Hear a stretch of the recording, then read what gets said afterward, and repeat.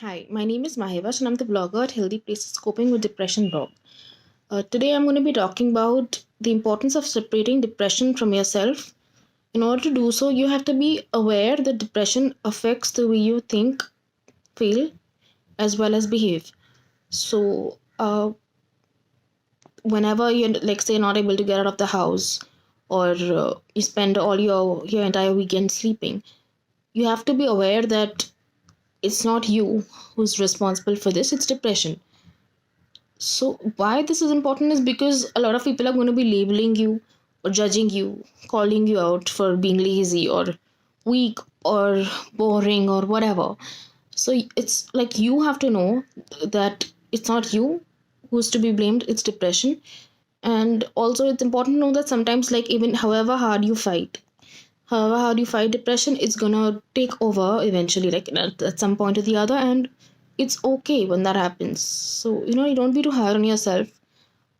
Accept it, let it happen, let it take over. Maybe you even need the rest, and uh, when you just accept it, it'll be easier to live with it, I feel. And one more thing, it's like it's really hard to separate it, like depression, from yourself. So what helps me is like giving it a name, like Uh, actually, I call my inner critic Hagrid. Never like that character. And even depression, I pretty much call it Hagrid.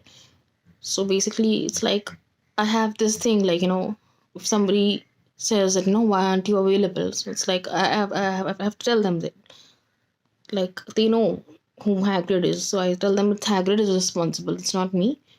I'm not available right now. I'm not doing well. So basically, you have to stand up for yourself. If you don't accept and acknowledge that that this is the illness that's responsible, how are others going to be kinder to you?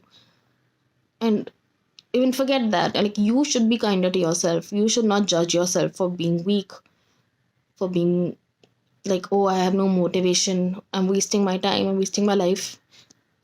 Thoughts like that, they will come if you don't acknowledge that this is not your fault. Sometimes it's just going to happen, it's going to take over, and you have to accept it for what it is, and eventually will end up feeling better and able to fight it. But until then, this is the state you're in. You have to accept that state too.